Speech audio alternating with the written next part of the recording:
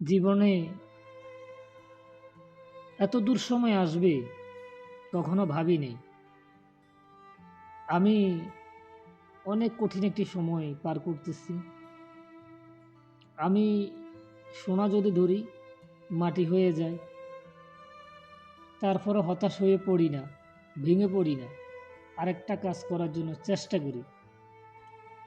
কারণ আমি জানি চেষ্টার ভিতরেই সফলতা আছে লুকিয়ে।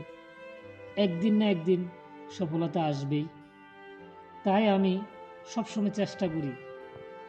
আমি এখানে ব্যর্থ হয়েছি, আমি আবার ঘুরে দাঁড়াবো।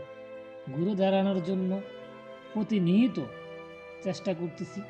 তবে আমার জীবনে, আমার সিদ্ধান্তে, আমার কর্মকাণ্ডে, আমার কাজে অনেক অনেক ভুল আছে। যে ভুলগুলোর কারণেই আমি ব্যর্থ হই, ব্যর্থতা আমার নেমে আসে। আমি চেষ্টা করব আগামীতে যেন আমার কোনো কাজ, আমার কোনো কর্মকাণ্ডে কোনো লোক ব্যথিত না হয়, কোনো লোক কষ্ট না পায়, এবং আমার দ্বারা আমার জীবনের সাথে যারা জড়িত আছে পিছনে, তারাও যেন কষ্ট না পায়। আসলে জীবনে যদি কোনো কঠিন সময় পার করি, এই 2টি বছর আমি অত্যন্ত কঠিন সময় পার করতেছি।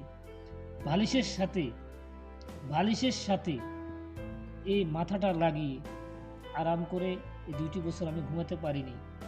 একটা না একটা সমস্যা আমার সামনে আসতেছে।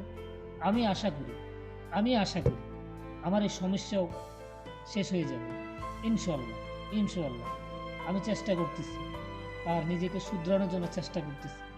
আমি আশা করি ইনশাল্লাহ আমি সফলতা পাবই, ইনশাল্লাহ পাবই। আমার আল্লাহ আমাকে পরীক্ষা করতেছেন, আমি বুঝতে পারছি। না হলে আমার জীবনে এত হতাশা, এত কষ্ট, এত মানে টেনশন থাকার কথা না। আর যদি আল্লাহ আমাকে পছন্দ নাই করতেন, তাহলে অনেক আগেই আমি সুখী হয়ে যেতাম। ভালো থাকবেন, সুস্থ থাকবেন, কেউ কিছু মনে করবেন না। তবে একটা কথা হচ্ছে, কেউ ভেঙে পড়বেন না। আপনি এক জায়গায় ব্যর্থ হইলে আবার চেষ্টা করেন, ইনশাল্লাহ সফলতা আপনি পাবেন। এই কথা